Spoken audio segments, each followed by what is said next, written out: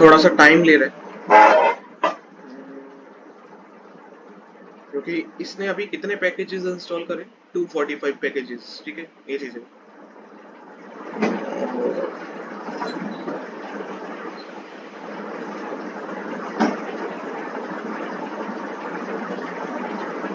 Done. तो package install हो गया सक्सेसफुली और उसने मेरे को दिया हैप्पी हैकिंग करके और एनपीएम स्टार्ट। वो सजेशन दे रहा है कि अगर आपको लाइक अपने ऐप को रन करना है तो रन करने के लिए आपको सीडी ऐप वन के अंदर जाना पड़ेगा, यानी कि अपने ऐप के अंदर जाना पड़ेगा और एनपीएम स्टार्ट लिखना पड़ेगा, तब जाके आपका जो प्रोजेक्ट है वो रन हो जाएगा। खैर अभी हम रनिंग का तो नहीं समझ रहे। अब मैं यहाँ से वीएस कोड को ओपन करता हूँ। वीएस कोड आपके सिस्टम में होना चाहिए डाउनलोड, अगर नहीं है तो आप लोग डाउनलोड कर सकते हो। वीएस कोड कर सकते हो, नहीं तो सबलाइम टेक्स्ट, दोनों एक तरीके से टेक्स्ट एडिटर है, दोनों कर सकते हो। तो यहाँ से मैंने वीएस कोड को ओपन किया और वीएस कोड को ओपन करने के बाद यहाँ पर मेरे पास मल्टीपल फोल्डर्स अवेलेबल है। तो एक एक करके समझते हैं कि इन फाइल सिस्टम का है क्या। तो सबसे पहले रीडमी फाइल है। तो रीडमी फाइल कुछ भी नहीं है, वो उसने बता रखा है कि क्या क्या चीजें हम कर सकते हैं, जैसे कि एनपीएम अगर टेस्ट करना है, एनपीएम रन बिल्ड करना है ऐप को, ठीक है, कौन से लोकल पोर्ट पे वो होस्ट होता है। ये एक तरीके से जो रिएक्ट है ये किस चीज का प्रोडक्ट है, ये फेसबुक का प्रोडक्ट है, यानी कि मेटा का प्रोडक्ट है, यानी कि फेसबुक इसको खुद यूज करता है और खुद इसका एक तरीके से पैकेजेस क्रिएट करता है, ठीक है। तो ये सारी चीजें बेसिकली है। और सबसे पहले हमारे पास जो लाइक फाइल है that is called package dot JSON. Package dot JSON के अंदर हमारे पास क्या क्या चीजें, एक तो उसने दे रखा है हमारे ऐप का नाम, वर्जन कि हमारे ऐप का ये वर्जन 1 है, ठीक है, प्राइवेट है या नहीं, ट्रू, ठीक है, और ये डॉम का वर्जन दे रहा है, रिएक्ट का वर्जन दे रहा है। यहाँ पे ये रिएक्ट का इसने वर्जन दिया, रिएक्ट डॉम का वर्जन दिया, ठीक है। तो ये जो पैकेज डॉट जेसॉन है ये क्या काम करती है कि जो जो पैकेज हम इंस्टॉल करते जाएंगे उसका वर्जन और उसकी डिस्क्रिप्शन अपने अंदर रखती रहेगी। और इसी की अल्टरनेटिव लाइक इसी की जैसी एक और फाइल है that is called package dash log dot JSON. ये क्या काम करती है कि हमारे सिस्टम में, ठीक है, वर्जन कंट्रोल का काम करती है। वर्जन कंट्रोल यानी कि लाइक अगर मैं अभी किसी और वर्जन पे काम कर रहा हूँ और कल को लाइक 6 महीने बाद मैं अगर इस प्रोजेक्ट को ओपन करता हूँ और मैं दोबारा से एनपीएम बिल्ड करता हूँ, तो वो क्या काम करेगा, इसके वर्जन को कंट्रोल कर लेगा, ठीक है। तो that is called version control manager. ये वर्जन कंट्रोल मैनेजर है एक तरीके से। अब आपको ऊपर एक फोल्डर मिलता है that is called node underscore module. ये नोड अंडरस्कोर मॉड्यूल क्या है, नोड अंडरस्कोर मॉड्यूल के अंदर बहुत सारे फोल्डर्स अवेलेबल होंगे। अगर आप इसको क्लिक करोगे, ये सारी लाइब्रेरीज है नोड जेएस की, जिसको हम यूज कर सकते हैं विद इन रिएक्ट जेएस, ठीक है। फ्रंट एंड में हम इसका यूज कर सकते हैं, ठीक है, कंपोनेंट बनाने में। तो वो सारी चीजें बेसिकली है। पब्लिक नाम का फोल्डर है जो कि इंपॉर्टेंट फोल्डर है, और सोर्स नाम के, हमारा जो काम हमेशा बनता है वो दो नाम के दो फोल्डर से बनता है, एक सोर्स एसआरसी यानी कि, और एक पब्लिक, ठीक है। तो पब्लिक के अंदर एक फाइल है that is called index dot H T M L, but हमें उसे नहीं देखना है। सबसे पहले हमें जो देखना है वो देखना है, पहले तो हम अपने ऐप को इसको रन करेंगे। तो रन करने के लिए जैसे कि हमें सजेशन मिला था कि आप पहले सी डी ऐप वन में जाओ और फिर जाने के बाद आप लिखोगे npm रन, ठीक है, या npm स्टार्ट, ठीक है। तो जो मर्जी लिख सकते हो, रन और स्टार्ट। तो मैंने यहाँ पे स्टार्ट लिखा।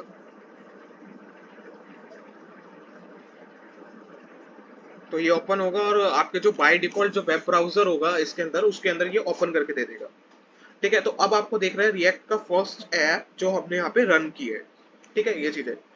अब इसके अंदर आपको काफी सारी चीजें दिख रही है, जैसे कि एक लोगो दिख रहा है आपको, रिएक्ट जेएस का लोगो है। आपको दिख रहा है लर्न रिएक्ट, आपको दिख रहा है edit source slash app dot JS, ठीक है, सेव टू रिलोड। अब ये सारी चीजें अवेलेबल कहाँ पर है, तो ये सारी चीजें जो अवेलेबल है, ठीक है, तो सबसे पहले हम जो चलते हैं that is called app dot JS के अंदर, ठीक है। इसके अंदर सबसे पहले फाइल तो वैसे app dot C S S है। App dot C S S क्या है, kind of C S S file ही है जो हम अभी तक यूज कर रहे थे नॉर्मल सी एस एस के अंदर। इसमें आपको वही सिंटेक्स दिखेंगे कि क्लास को कॉल कर रहे हैं, ठीक है, क्लास के साथ हाइट, ठीक है, पॉइंटर इवेंट लगा रहे हैं, मीडिया क्वेरी लगा रहे हैं, वो सारी चीजें हम यहाँ पे इम्प्लीमेंट देख रहे हैं। ऐप डॉट जेएस, ठीक है, ये हमारा एक कंपोनेंट है। इसके अंदर हमने कौन सा कंपोनेंट यूज करा है, फंक्शन कंपोनेंट। तो आजकल के टाइम पर क्लास कंपोनेंट इतना ज्यादा नहीं चलता है जितना कि फंक्शन कंपोनेंट चलता है, ठीक है, ये चीज है। अब ये रिटर्न क्या कर रहा है फंक्शन, ये जो नॉर्मल फंक्शन है कि कैसे बनाना है, ये हमने एक तरीके से जावास्क्रिप्ट में देखा हुआ है कि फंक्शन बनाने के लिए हमें लिखना पड़ता था फंक्शन, फंक्शन का नाम, और अगर वो कुछ भी रिटर्न कर रहा है तो यानी कि अगर उस फंक्शन को कोई कॉल करेगा तो वो ये सारी चीजें आपको देने वाला है। अब इसके अंदर आपको वही सारी चीजें दिख रही होगी जो आपको वेब ब्राउजर में दिख रही थी, edit source slash app dot JS save to reload, ऐसा करके आपको यहाँ पे दिख रहा होगा। और यहाँ पर आपको एक लोगो का लाइक इमेज दिख रही है आपको यहाँ पर। और अगर यहाँ पर CSS अगर आपको यूज करनी है यानी कि इम्प्लीमेंट करवानी है तो उसको आपको इंपोर्ट कराना पड़ेगा ऊपर। जैसे कि यहाँ पे इंपोर्ट करवा रखा है कि app.css नाम की एक फाइल है, इसको इंपोर्ट कर दो। और अगर आपको कोई SVG या फिर लोगो वगैरह यूज करना है तो वो भी आपको ऊपर इंपोर्ट करवाना पड़ेगा। मेरा इस सब से कोई काम नहीं है, तो मैं इस पूरे हेडर को यहाँ से हटा देता हूँ और यहाँ पे फर्स्ट मैसेज प्रिंट करवाता हूँ, that is a normal simple hello message. अब ये जो ऐप है ये कहाँ पे कॉल हो रहा है, तो यहाँ पर मैंने लिखा है एक्सपोर्ट डिफॉल्ट ऐप, यानी कि अगर इसको आउटसाइड की फाइल किसी को कॉल करना है तो इसका क्या नाम होगा, ऐप नाम होगा, इसको एक्सपोर्ट कर सकते हैं। अब दो चीजें होती है, एक होती है इम्पोर्ट और एक होता है एक्सपोर्ट। इम्पोर्ट का मतलब है कि कहीं और कोड रखा हुआ है और हम उसको एक तरीके से यूज कर रहे हैं, जैसे कि ऊपर हमने इम्पोर्ट करा चीजों को। और एक होता है एक्सपोर्ट की इसको हम भेजेंगे कहीं और, तो कहां पर हम इसको भेज रहे हैं, तो आप index.js को ओपन करोगे तो यहाँ पर देखोगे कि हमने ऐप को इंपोर्ट करवा रखा है और यहाँ पर उस ऐप को कॉल कर रखा है, उस फंक्शन को कॉल कर रखा है। तो ऐसे टैग के अंदर हम उसको कॉल करते हैं। और हम इसको किस वेरिएबल में यूज कर रहे हैं, स्टोर कर रहे हैं रूट नाम के वेरिएबल में। अब ये जो रूट नाम का वेरिएबल है ये कहीं HTML फाइल में एक आईडी है रूट करके और वहां पे एक तरीके से कॉल हो रहा है। तो कहां पर फाइल है, ये जो ऊपर आपको पब्लिक के अंदर index.html दिख रहा है, तो नीचे यहाँ पर आपको एक div दिख रहा है जिसके अंदर रूट आईडी दिख रहा है आपको। तो ये सारी चीजें बेसिकली हैं। यानी कि अगर मैं पेज पे जाके, ठीक है, अब मेरा पेज पे हेलो दे रहा है क्योंकि मैंने हेलो लिखा था, अब कंट्रोल यू करता हूँ तो कहीं पे भी आपको हेलो दिखा हुआ नहीं दिखेगा, आपको सिर्फ दिख रहा है रूट यहाँ पर। ये सारी चीजें बेसिकली है, ठीक है। तो डेट इज अ सिंपल चीज। तो यहाँ पे हमारा कोड क्या सिक्योर है, ठीक है, क्योंकि अगर हम नॉर्मल HTML CSS की साइड देखेंगे, कंट्रोल यू करेंगे तो बैकएंड में जितना भी कोड है वो सारा हमें यहाँ पे दिख जाएगा, बट यहाँ पर हमें नहीं दिख रहा है। तो डेट इज कि रिएक्ट के अंदर सिक्योर है कोड, ठीक है। अब अगर इसके अंदर मेरे को खुद का कंपोनेंट बनाना है तो खुद का कंपोनेंट यानी कि फंक्शन कंपोनेंट हम पहले देखेंगे कि फंक्शन कंपोनेंट कैसे बनाना है। तो फंक्शन कंपोनेंट बनाना बड़ा सिंपल है। आपको क्या करना है, सोर्स पे राइट क्लिक करना है, न्यू फाइल पे क्लिक करना है और डेट इज की आप कंपोनेंट का नाम दोगे और कंपोनेंट का जो भी आप नाम दोगे उसका जो फर्स्ट कैरेक्टर है वो आप हमेशा कैपिटल रखोगे, ठीक है। तो मैंने यहाँ पे रख दिया nav.js क्योंकि मैं यहाँ पे नेविगेशन बार बनाने वाला हूँ।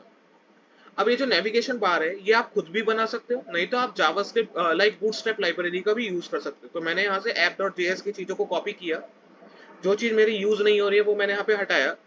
फंक्शन का नाम मैं सेम डाल रहा हूँ, ठीक है, जो मैंने कंपोनेंट का नाम डाला है, ठीक है। और मैं यहाँ पे बीच में उसके कोडिंग डाल सकता हूँ। तो मैं क्या काम करूंगा, बूटस्ट्रैप पे जाऊंगा,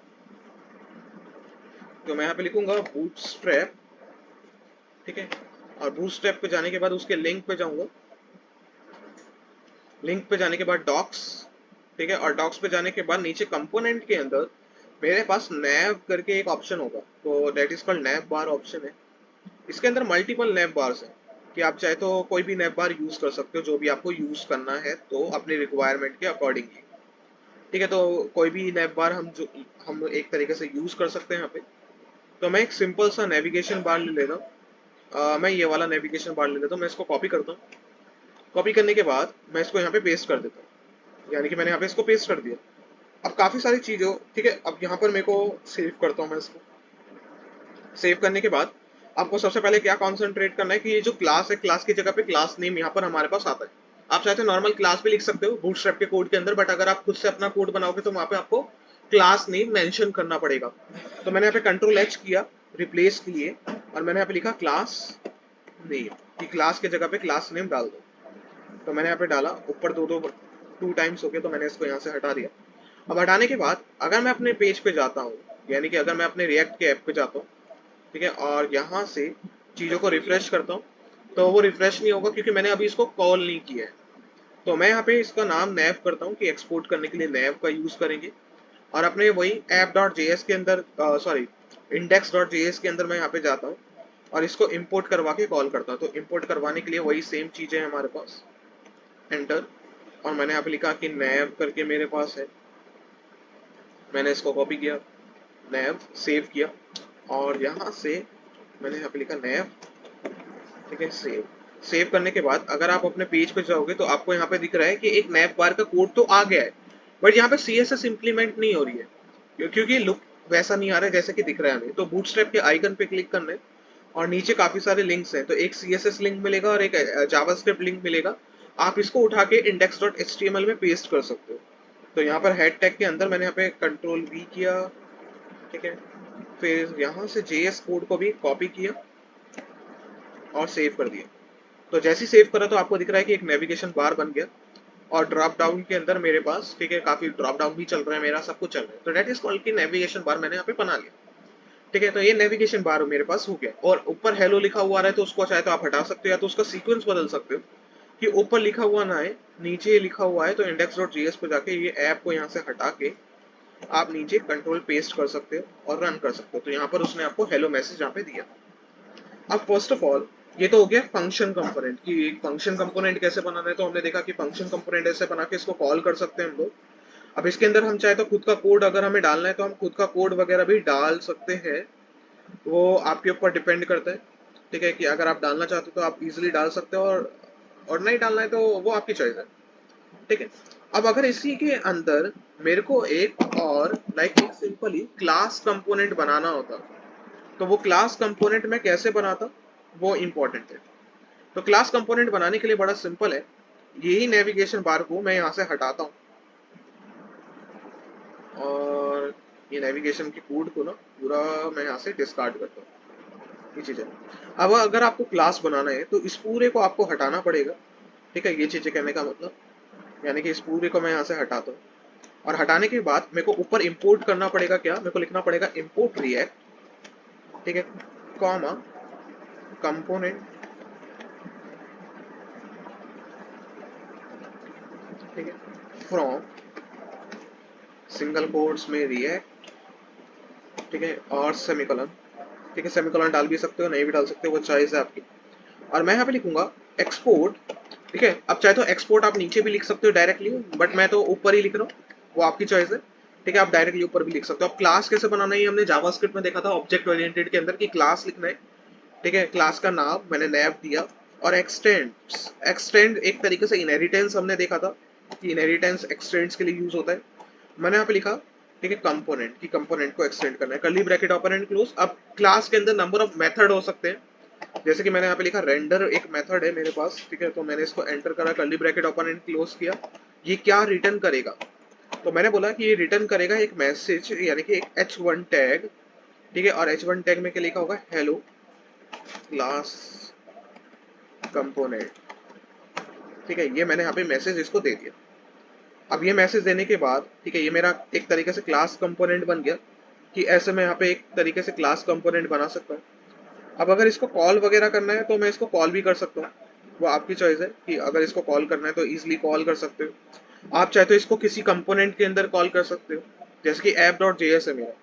अब मेरे को यहाँ पर अगर उसको कॉल करना है तो मैंने क्या करा, ठीक है, मैंने लिखा इम्पोर्ट, यानी कि मैं डायरेक्टली index.js में भी कॉल कर सकता हूँ, और मैं किसी कंपोनेंट के अंदर भी क्लास को कॉल कर सकता हूँ। तो यहाँ पे मैं अभी किसी कंपोनेंट के अंदर क्लास को कॉल कर रहा हूँ, क्योंकि app.js क्या था, एक कंपोनेंट था।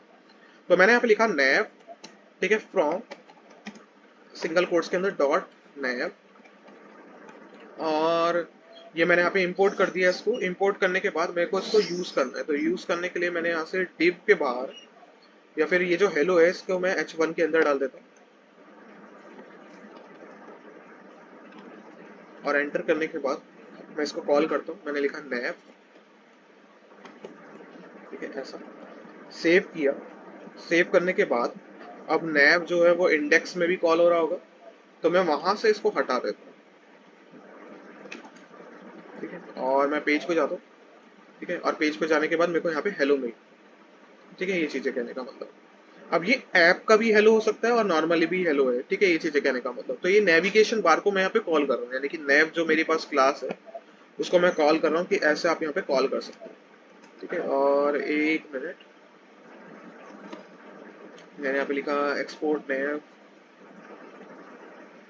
ठीक है, और एक्सपोर्ट नैव लिखने के बाद मैंने लिखा रिएक्ट डिफॉल्ट क्लास बनाया, नेविगेशन बार एक्सटेंड किया कंपोनेंट को, रेंडर रिटर्न, ठीक है, और रेंडर रिटर्न करने के बाद एक्चुअल मैंने को डाल दिया।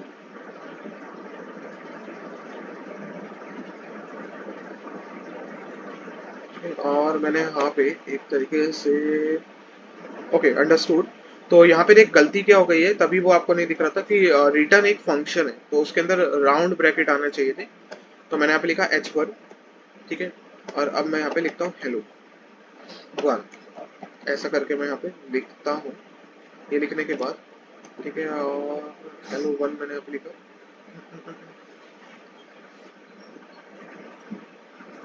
बाकी तो सारा सही है हमारा कोड, ठीक है। तो ये सारी चीजें बेसिकली है, तो that is called simple class component, कि ऐसे आप नंबर ऑफ क्लास कंपोनेंट बना सकते हो यहाँ पर, ठीक है। तो ये सारी चीजें बेसिकली, तो डेट इज अ सिंपल चीज, ठीक है।